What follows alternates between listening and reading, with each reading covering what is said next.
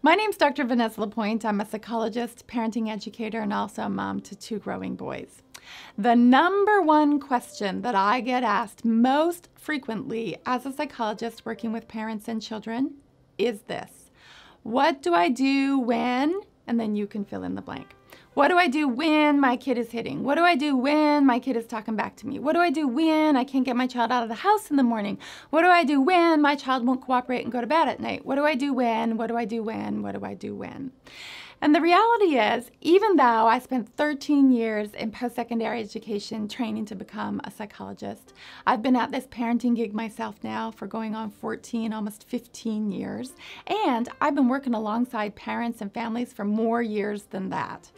I honestly, if you come to me and say, what do I do when? Don't have an answer.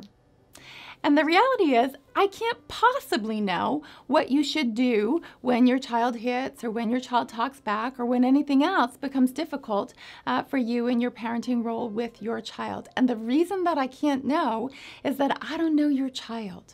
And I don't know your family, and I don't know your family system, and I don't know that you had an argument with your spouse at the dinner table last night, and I don't know that your family dog died 2 months ago, and I don't know that your kid doesn't like their teacher every day when they go to school and has to cope with that all day long.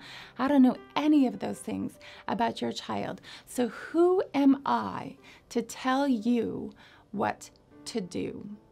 Instead, I would suggest that we are asking the wrong question. The question is not, what should I do when, but rather, how should I be when? You see, we are human beings. We are not human doings. Our job is not to technique our children and to have strategies for reacting or responding when things get challenging with them, but rather from a place of humanity, seeing our own humanity and the humanity of our child to flow into those moments with compassion and be a human being alongside our children as they struggle and work forward through their development. And so to keep parents on track with that, what I've done is I've developed a 3-part mantra. And it goes like this: you're going to see it, then you're going to feel it, and then you're going to be it. The see it part's really easy. You just take a look. It's going to take you half a second and you'll see what's happening for your child. The feel it part gets a little bit more complicated. What you need to do is actually find a way to crawl into your child's mind and your child's heart and look out at the world through your child's eyes to really make sense of what's happening for them in that moment.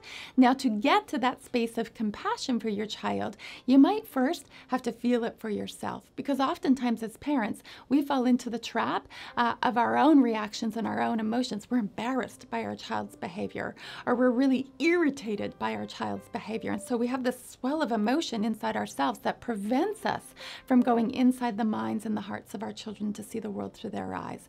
And so feel it for yourself first, really tend to that, make sure that piece of you has been taken care of, and then invite yourself to very quickly get after feeling it for your child. And as soon as you can land there, as soon as a human being with a heart and soul, and you land in the mind and the heart of your child, you don't need me to tell you anymore what to do.